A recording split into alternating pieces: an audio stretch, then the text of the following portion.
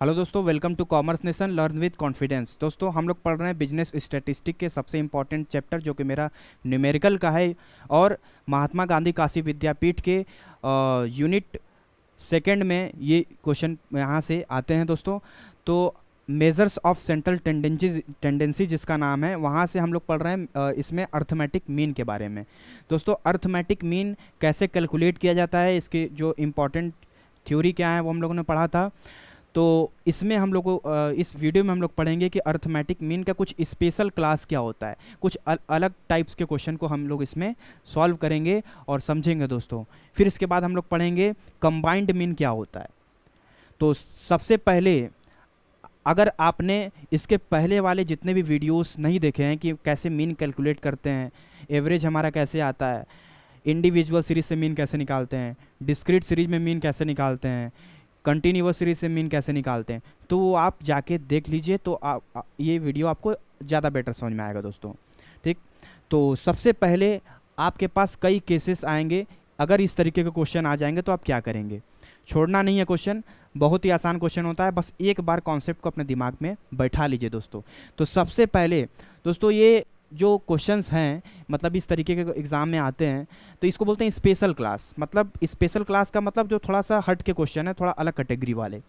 ठीक, जिसमें less than आएगा केस, मोर देन केस आता है, अपर लिमिट, लोअर लिमिट, उसके बाद ओपन एंड क्लास के क्वेश्चन आते हैं, अनइक्वल क्लास के क्वेश्चन आते हैं, मिसिंग वैल्यू वाले क्वेश्चन भी आते हैं।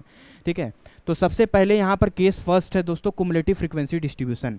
अगर कुमुलेटिव फ्रीक्वेंसी डिस्ट्रीब्यूशन वाले क्वेश्चन आ गए तो इसमें हमको क्या निकालना पड़ता है, फ्रीक्वेंसी निकालना पड़ता है दोस्तों। ठीक है, एक बात बता रहे, ध्यान से सुनिएगा। आपको एक ये क्लास और ये क्लास, ये दोनों अभी क्लियर हो जाएंगे। बस जो बात बता रहे हैं उसको आप नोट करिएगा। देखिए, अगर सीरीज इस टाइप्स का आ जाए, less than 10, less than 20, less than 30, less than 40, less than 50, यानी पूरे क्लास में क्या है दोस्तों, less than less than less than गुजरा है। तो और उसके बाद मेरा फ्रीक्वेंसी दिया हुआ है, नंबर ऑफ स्टूडेंट का मतलब क्या होता है, फ्रीक्वेंसी।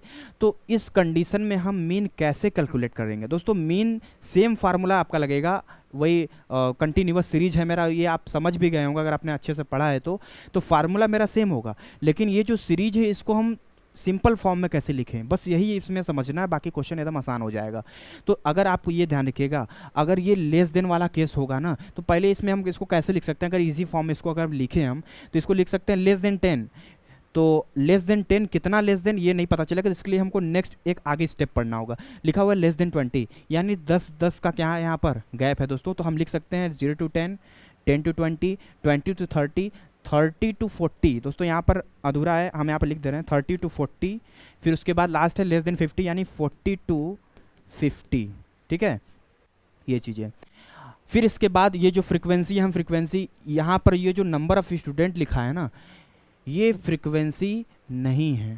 ध्यान सुनिएगा, कहेंगे ये क्या मजाक है, यहाँ पर फ्रीक्वेंसी होता है, लेकिन ये लेस देन के केस में और मोर देन के केस में फ्रीक्वेंसी भले ही चिल्ला चिल्ला के उसमें बोलेगा, लेकिन वो फ्रीक्वेंसी नहीं होता है। वो क्या होता है, वो CF होता है दोस्तों, ध्यान दीजिएगा। बस यही आपको समझना है कि वो भले ही फ्रीक्वेंसी लिखे, लेकिन आपको समझना है वो CF दिया है, लेस देन और मोर देन। अगर पूरा लेस देन हो, पूरा मोर देन हो, तब फिर इसके बाद तो हमको इसका निकालना पड़ता है फ्रीक्वेंसी, बस इतना याद करना है आपको। तो फ्रीक्वेंसी कैसे निकालेंगे दोस्तों, फ्रीक्वेंसी हमारा माइनस करते हुए आएगा, जो देखिए कैसे निकलता है। सबसे पहले देखिए दो तरीके से निकाल सकते हैं इसमें फ्रीक्वेंसी। या तो आप क्या करिए, पहला वाला 9 ऐसे उतार दीजिए, उसके बाद 16 में से 9, फिर 24 में से 16, 28 में से 14, 35 में से 28, ऐसे माइनस करिए। या एक और तरीका है कि आप क्या करिए दोस्तों, एक फ्रीक्वेंसी कम है, यहाँ पर हम पूरा लिख देते हैं कि कितना है, हाँ 35। ठीक है, चलिए देख लेते हैं हम लोग पहले। तो मिड वैल्यू यहाँ पर कम है, तो ये 35, ये हो जाएगा 45। ठीक है, चलिए। तो सबसे पहले हम निकालेंगे इसका फ्रीक्वेंसी। तो हम लेस देन वाले कंडीशन में नीचे से फ्रीक्वेंसी निकालते हैं, यानी डायरेक्ट माइनस करिए। 35 में से 28 जाएगा, कितना आएगा दोस्तों, 7। फिर 28 में से 24, 4। 24 में से 16, 7, 8। फिर उसके बाद 16 में से 9, 7। ठीक है, फिर उसके बाद 9 में से 0, फिर उसके बाद 9 बचेगा दोस्तों। कुछ नहीं है तो 9 वैसे ही आप उतार सकते हैं, या 9 माइनस 0 कहेंगे तो 9 ही आएगा। तो इस तरीके से हम फ्रीक्वेंसी निकालेंगे। इसके बाद मिड वैल्यू आप जानते हैं जैसे निकलता है वैसे ही निकलेगा, M यानी X, दोनों को जोड़कर 2 से डिवाइड।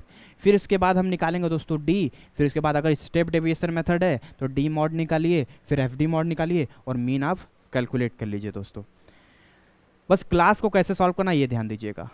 लेस देन के कंडीशन में फिर से सुन लीजिए एक बार, अगर पूरा सीरीज अगर लेस देन है तो सबसे पहले यहाँ पर ये क्या दिया होगा, क्लियर होगा कि उसमें सी एफ होगा ही होगा, भले वो फ्रीक्वेंसी बोले लेकिन वो सी एफ होता है। उसका हमको क्या निकालना पड़ेगा, फ्रीक्वेंसी जो कि माइनस करते हुए जाता है, तो उसमें हम नीचे से माइनस करेंगे डायरेक्ट, ठीक। फिर उसके बाद नेक्स्ट केस 1b में लिखा हुआ है cumulative frequency distribution in case of more than. देखिए मोर देन केस में क्या होता है दोस्तों, लिखा हुआ है more than 10, more than 20, more than 30। तो इसको हम अगर इजी लिखे हैं आसान तरीके से, इसको हम 10 to 20, 20 to 30, 30 to 40, 40 to 50, फिर उसके बाद 50 to 60, इस तरीके से हम लिख सकते हैं। फिर इसके बाद अब देखिए ये मोर देन केस आ गया। अब आप ही बताइए कि इसमें लिखा है नंबर ऑफ स्टूडेंट, ये फ्रीक्वेंसी है कि सी एफ है, बताइए फटाफट। क्या हो सकता है दोस्तों, ये सी एफ है, ध्यान दीजिएगा।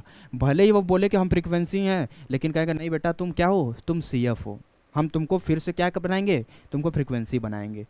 तो इसमें क्या होता है, मोर देन केस में हम ऊपर से माइनस करते हैं, लेस देन में नीचे से माइनस, मतलब 35 में से 28, 20 में से 24, 24 में से 16, ठीक है। और लेकिन इसमें हम उल्टा ऊपर से माइनस करेंगे डायरेक्ट। तो कैसे होगा, पहले हम मिड वैल्यू निकाल लेते हैं, 15, 25, 35, 45 और 55। फिर उसके बाद हम फ्रीक्वेंसी निकालेंगे दोस्तों, तो 30 में से 22, 8, 22 में से 18, 4, फिर उसके बाद 18 में से 12, 6, फिर उसके बाद 12 में से 5, 7, फिर 5 में से 0, लास्ट में 5 ऐसे उतार दीजिएगा। फिर उसके बाद अगर जो भी मेथड आपको लगाना है आप लगा दीजिए, क्योंकि आपको सारा चीज़ मिल गया, आपको क्लास इंटरवल भी इजी हो गया, आपको फ्रीक्वेंसी मिल गया, आपको मिड वैल्यू मिल गया, लगा लीजिए जो मेथड आपको लगाना है। तो सबसे अब यहाँ पर 2 क्लास हो गया, लेस देन मोर देन। दोस्तों अब यहाँ पर एक चीज़ और ध्यान दीजिए, ये समस्या ही खत्म हो जाए। ओपन एंड सीरीज या ओपन एंड क्लास, इस तरीके का क्वेश्चन क्या होता है दोस्तों, इसमें क्या होगा ना, बस देखिए थोड़ा सा ध्यान दीजिएगा। यहाँ पर पहला वाला जो क्लास है लेस देन 40 लिखेगा, और उसके बाद लास्ट वाला जो जहाँ पे ख़त्म होगा सीरीज वहाँ पे लिख देगा मोर देन 70 या एबव 70, ठीक है। तो और बाकी सारी चीज़ें सेम चीज़ें हैं, मतलब जैसे लिखे जाते हैं वैसे ही लिखेंगे। जैसे लिखा हुआ लेस देन 40, फिर लिखा है 40 to 50, जैसे क्वेश्चन चलता है एकदम आसान, 50 में से 50 to 60, 60 to 70 और लास्ट में मोर देन 70। तो इस कंडीशन में आप जो बात बता रहे हैं उसको आप नोट करिएगा। इस केस में ये जो नंबर ऑफ स्टूडेंट है ये क्या होगा बताइए, ये सी एफ होगा कि फ्रीक्वेंसी होगा। तो इसमें दोस्तों ये फ्रीक्वेंसी ही होता है, ठीक है। ये 3 चीज़ आपको बस इसमें याद करने, बाकी सारा समस्या समाप्त, ठीक है।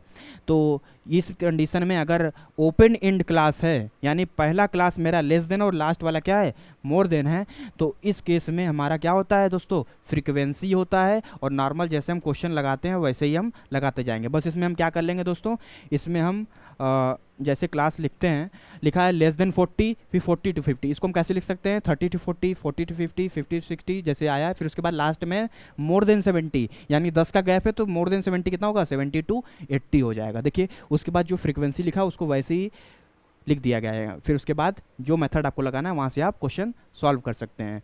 फिर उसके बाद इस वाले क्लास में आइए, एक लास्ट केस है अनइक्वल क्लास डिस्ट्रीब्यूशन। दोस्तों अनइक्वल क्लास डिस्ट्रीब्यूशन में क्या होगा कि जो गैप होगा सभी वैल्यू में, सभी में गैप जो होगा वो डिफरेंट होगा। किसी में 5 का गैप, किसी में 10 का, किसी में 25, किसी में 35, ठीक है, सब इधर उधर गैप होगा। तो इसमें हम क्या करेंगे, कुछ नहीं करना है आपको, जो लिखा हुआ है बस उसको आप ऐसे ही लिखिए। उसके बाद ये जो फ्रीक्वेंसी उसको भी आप ऐसे लिखिए, और नॉर्मल जैसे आप मिड वैल्यू निकालते हैं, क्वेश्चन करते हैं, वैसे आप करते जाइए। बस आपको ध्यान देना है किसमें, लेस देन केस में, मोर देन केस में, ठीक है।